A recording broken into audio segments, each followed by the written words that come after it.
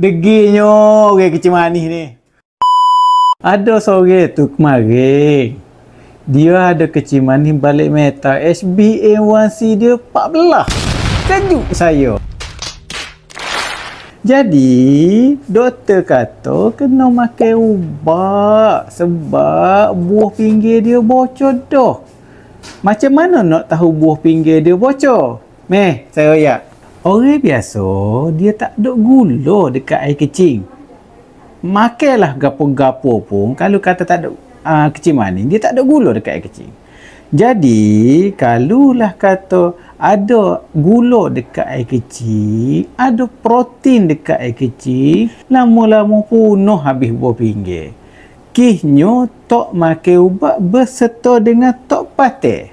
Kalau tok si makan ubat tak apa, tak ada masalah. Tapi, tolonglah patah. Jadi, geri juga saya pasien kemarin tu.